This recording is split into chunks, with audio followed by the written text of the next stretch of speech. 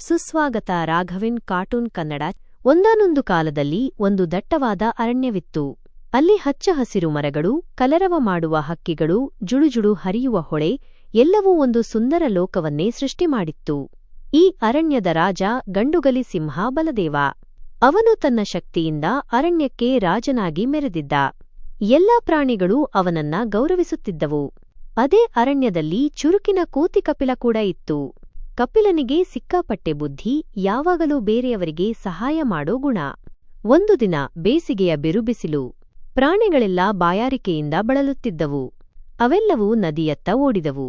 ನಮ್ಮ ಸಿಂಹ ರಾಜ ಬಲದೇವ ಕೂಡ ಬಾಯಾರಿಕೆಯಿಂದ ನದಿಯ ತೀರಕ್ಕೆ ಬಂದ. ನೀರು ಕುಡಿಯಲು ಅವನು ಬಾಯಿಯನ್ನ ಕೆಳಗೆ ಇರಿಸಿದ. ಅವನ ಬಾಯಿ ನೀರಿಗೆ ತಾಕುತ್ತಿದ್ದಂತೆಯೇ ಒಂದು ಕತ್ತಲೆ ನೆರಳು ನಿಧಾನವಾಗಿ ಅವನ ಬಳಿ ಬಂತು. ಆ ನದಿಯಲ್ಲಿ ಕಾಳಿಂಗ ಅಂತ ಒಂದು ಅಪಾಯಕಾರಿ ಮೊಸಳೆ ಇತ್ತು. ಅದು ಯಾವಾಗಲೂ ಬೇಟೆಗೆ ಕಾಯುತ್ತಿತ್ತು. ಸಿಂಹ ನೀರು ಕುಡಿಯುತ್ತಿದ್ದಾಗಲೇ ಮೊಸಳೆ ಕಾಳಿಂಗ ತನ್ನ ಬಲಿಷ್ಠ ದವಡೆಗಳಿಂದ ಸಿಂಹದ ಕಾಲನ್ನು ಹಿಡಿಯಿತು. ಸಿಂಹ ಗಾಬರಿಯಿಂದ ಗರ್ಜಿಸಿತು. ಅಯ್ಯೋ, ನನ್ನನ್ನು ಬಿಡಿ! ಯಾರಾದರೂ ನನ್ನನ್ನು ಉಳಿಸಿ! ಮೊಸಳೆ ಕಾಳಿಂಗ ಕುಚೋದ್ಯವಾಗಿ ನಗುತ್ತಾ ಹೇಳಿತು. ಹಾಹಾ, ಇಂದಿನ ಊಟ ನನಗೆ ಸಿಕ್ಕಿಬಿಟ್ಟಿದೆ. ಮರದ ಮೇಲೆ ಕುಳಿತಿದ್ದ ಕಪಿಲಕೋತಿ ಇದನ್ನೆಲ್ಲ ನೋಡುತ್ತಿತ್ತು. ಅಯ್ಯೋ, ನಮ್ಮ ರಾಜ ಸಂಕಷ್ಟದಲ್ಲಿ ಸಿಲುಕಿದ್ದಾನೆ. ನಾನು ಏನಾದರೂ ಮಾಡಲೇಬೇಕು ಅಂತ ಅಂದುಕೊಂಡ.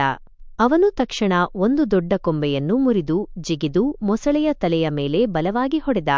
ಮೊಸಳೆ ನೋವಿನಿಂದ ಕಿರುಚಿತು. ಅಯ್ಯೋ, ನನ್ನ ತಲೆ! ಅದು ಸಿಂಹದ ಕಾಲನ್ನು ಬಿಡಿಸಿ ನೀರಿನೊಳಗೆ ಮುಳುಗಿತು. ಸಿಂಹ ನಿಟ್ಟುಸಿರು ಬಿಡುತ್ತಾ ನದಿಯ ತೀರಕ್ಕೆ ಬಂದು ಕುಳಿತ. ಅದು ಕಪಿಲನ ಕಡೆ ಕಣ್ಣೀರಿನಿಂದ ನೋಡುತ್ತಾ, ಕಪಿಲ, ನೀನು ನನಗೆ ಜೀವ ಕೊಟ್ಟೆ.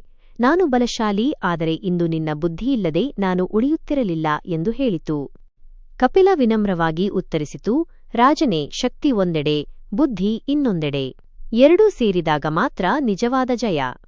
ಆ ದಿನದಿಂದ ಸಿಂಹ ಮತ್ತು ಕೋತಿ ಒಳ್ಳೆಯ ಸ್ನೇಹಿತರಾದರು. ಅರಣ್ಯದ ಎಲ್ಲಾ ಪ್ರಾಣಿಗಳು ಇದನ್ನು ನೋಡಿ ಸಂತೋಷಪಟ್ಟವು.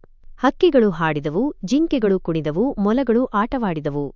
ಎಲ್ಲರೂ ಸೇರಿ ಕೂಗಿ ಹೇಳಿದರು, ಬುದ್ಧಿಯೇ ಶಕ್ತಿ, ಸ್ನೇಹವೇ ಬಲ. ಹಾಗಾದರೆ ಈ ಕಥೆಯಿಂದ ನೀವು ಏನು ಪಾಠ ಕಲಿತಿರಿ? ಬುದ್ಧಿ ದೊಡ್ಡದೋ, ಶಕ್ತಿ ದೊಡ್ಡದೋ?